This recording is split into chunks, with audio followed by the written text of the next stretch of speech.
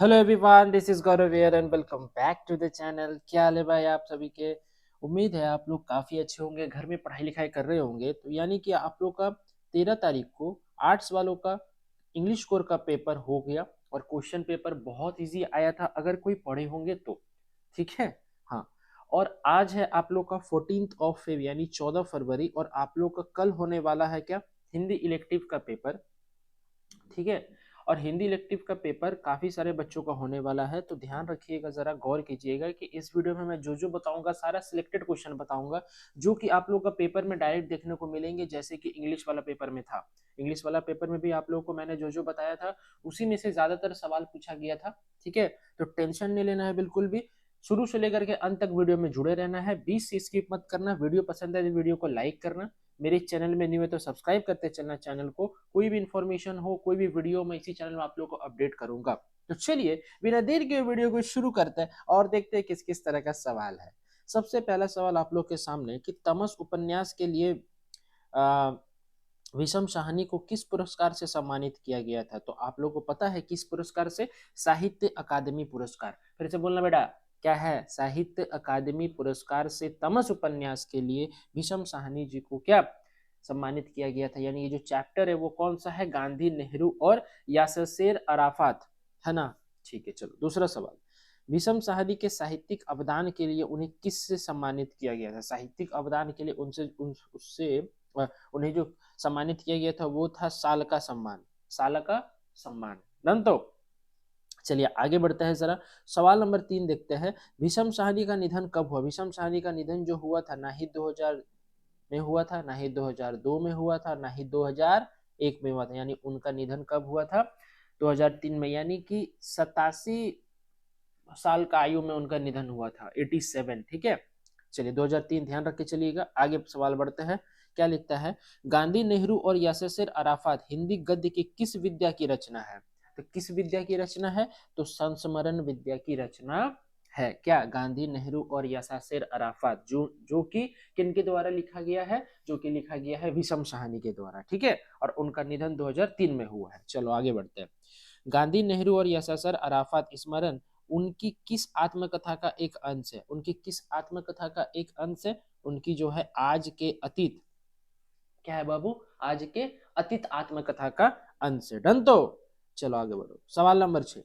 विषम साहनी का जन्म कब हुआ। विषम साहनी का जो जन्म हुआ था वो सन 1915, 8 अगस्त सन 1915 में विषम साहनी जी का जन्म हुआ था। कहाँ पे हुआ था पता है, रावलपिंडी, जो पाकिस्तान, यानी पहले तो नहीं था, अब वो हिस्सा है उसका। ठीक है, रावलपिंडी, डन। तो हाँ, चलिए आगे बढ़ते हैं जरा। क्या है कि भीषम साहनी ने स्थायी रूप से साहित्य अध्यापन कहाँ किया।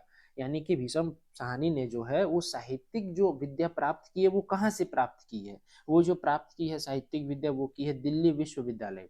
कहाँ से, दिल्ली विश्वविद्यालय। और जब उनका निधन हुआ 2003 में तो वो भी दिल्ली में ही हुआ था। ठीक है। चलिए आगे बढ़ते हैं जरा। सवाल नंबर 8 देखते हैं। विदेशी भाषा प्रकाशन गृह मास्को में भाषा अनुवादक के पद पर कितने वर्ष रहे। कौन, विषम साहनी। लगभग 7 वर्ष। तो आप 7 वर्ष को ही टिक कीजिएगा। ऑप्शन नंबर जो बी है वो मेरा करेक्ट उत्तर होगा, क्या सही उत्तर होगा ये सवाल का। ठीक है। चलिए आगे बढ़ते हैं। भीषम साहनी के भाई का नाम क्या था। भीषम साहनी का नाम का, भीषम साहनी जी के भाई का नाम था बलराज साहनी। बलराज साहनी। ठीक है। चलिए आगे 10वां नंबर सवाल। विषम साहनी का जन्म कहाँ हुआ। तो आप लोग को जैसे बताया कि जो अभी पाकिस्तान का हिस्सा है, क्या है, रावलपिंडी। रावलपिंडी जगह, नाम का जगह में विषम साहनी जी का जन्म हुआ था। कब, 1915, 8 अगस्त 1915 ईस्वी में। ठीक है। चलिए आगे बढ़ते हैं। क्या लिखता है कि लोमड़ी का शेर के मुंह में स्वेच्छा से चले जाने का क्या कारण था। अच्छा, मतलब ये वाला जो चैप्टर है वो क्या लघु कथा है ना, शेर, पहचान, चार हाथ, साझा, है ना, जो किनके द्वारा लिखा गया, असगर वजाहत, ऐसा कुछ है ना। हाँ, असगर वजाहत। ठीक है। देखो यहाँ पे क्या है, लोमड़ी का शेर के मुंह में स्वेच्छा से चले जाने का क्या कारण था। जैक 2023 का सवाल है, तो आप लोग को पता है क्या कारण था, रोजगार का दफ्तर। ठीक है। चलो आगे। शेर किसका प्रतीक है। शेर किसका प्रतीक है बाबू, शेर जो प्रतीक है वो है मेरा व्यवस्था का। किसका प्रतीक है, व्यवस्था का। ठीक है। उसके बाद शेर के पेट में जंगल के सभी जानवर किस कारण समाते चले जा रहे थे। शेर के पेट में जंगल के सभी जानवर किस तरह समाते चले जा रहे थे? प्रलोभन। किस तरह से समाते चले जा रहे थे? प्रलोभन से। उसके बाद नेक्स्ट क्वेश्चन क्या है? जानवर किसका प्रतीक है? क्या कहे बाबू? जानवर किसका प्रतीक है? तो जानवर किसका प्रतीक है? जानवर जो प्रतीक है वो आम जनता का। ठीक है, जानवर किसका प्रतीक है? आम जनता का। डन। तो चलो आगे। आगे क्या लिखता है? गधे को क्या लालच दिया गया? गधे को क्या लालच दिया गया था? शेर के मुंह में रोजगार का दफ्तर है, शेर के मुंह में महल है, शेर के मुंह में घास का मैदान है, या शेर के मुंह में गाजर है? बताइए। गधे को किस चीज का प्रलोभन दे करके, लालच दे करके शेर का मुंह में घुसाया गया था? बताओ। शेर के मुंह में घास का मैदान है। ठीक है, चलिए आगे बढ़ते हैं जरा। लोमड़ी को क्या बताया गया? लोमड़ी को क्या बताया गया? लोमड़ी को बताया गया कि वहां रोजगार का दफ्तर है। ठीक, लोमड़ी को क्या बताया गया? वहां रोजगार का दफ्तर है। इसीलिए पहले वाला सवाल में भी यही करवाए कि लोमड़ी के शेर के मुंह में जाने का क्या कारण था। तो दोनों का आंसर सेम ही होगा। कुत्तों से क्या कहा गया? कुत्तों से क्या कहा गया? शेर के मुंह में हड्डी है। जब तो यही होगा सर, लग रहा है ना। कुत्ता से क्या कहा गया? तो शेर के मुंह में हड्डी है। नहीं भैया, ये नहीं होगा। ये होगा शेर का मुंह निर्वाण का एकमात्र मार्ग है। ठीक है, ऑप्शन नंबर बी। उसके बाद प्रमाण से अधिक महत्वपूर्ण क्या है?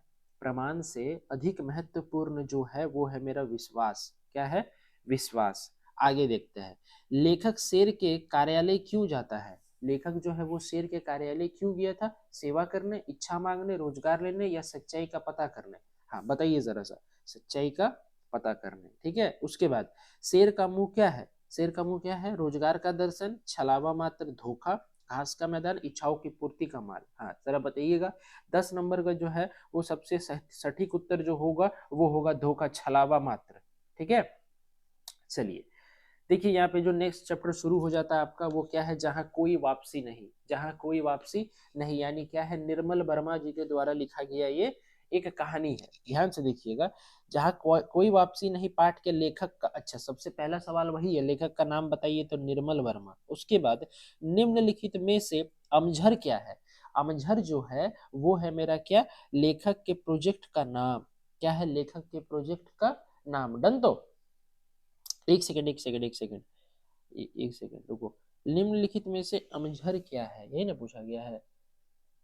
हाँ, निम्नलिखित में से अमझर क्या? अच्छा ठीक है ठीक है ठीक है, गांव का नाम है ना? हाँ, अमझर जो है किसका नाम है? गांव का नाम है। ठीक है, चलिए। अच्छा एक बात बताओ, निर्मल वर्मा का और दो अगर रचना पूछे तो क्या क्या लिखिएगा आप लोग? हाँ जरा बताइएगा कि निर्मल वर्मा का अगर और दो रचना पूछे तो आप क्या क्या लिख सकते हैं? देखिए, एक लिख सकते हैं क्या? रात का रिपोर्टर। और एक लिख सकते हैं एक चिथड़ा सुख, है ना? रात का रिपोर्टर, रात का रिपोर्टर। ठीक है, रात का रिपोर्टर। और एक लिख सकते हैं क्या? एक चिथड़ा सुख। चिथड़ा, चिथड़ा क्या? सुख। ये दो रचना और है किनके द्वारा? निर्मल जी के द्वारा लिखा गया है। ठीक है, चलिए आगे बढ़ते हैं।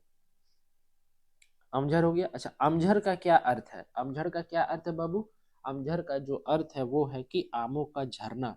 आमों का झरना। उसके बाद नवागांव के गांव किस प्रोजेक्ट के कारण उजाड़ दिए गए? नवागांव के जो गांव है वो किस प्रोजेक्ट के कारण उजाड़ दिए गए थे? अमरोली प्रोजेक्ट के लिए। ठीक है, उसके बाद जहां कोई वापसी नहीं पाठ की विधा कौन सी है? जहां कोई वापसी नहीं पाठ की विधा कौन सी है? तो यात्रा वृत्तांत।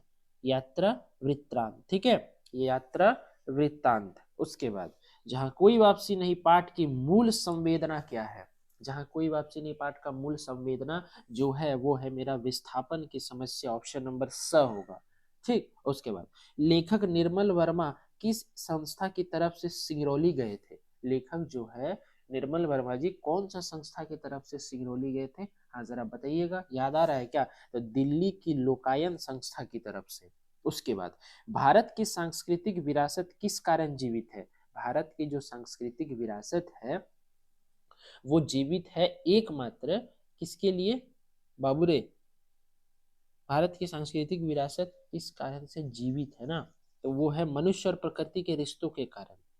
ऑप्शन नंबर लास्ट होगा क्या? मनुष्य और प्रकृति के रिश्तों के कारण। उसके बाद लेखक निर्मल वर्मा के अनुसार स्वातंत्र्योत्तर भारत की ट्रेजेडी क्या है?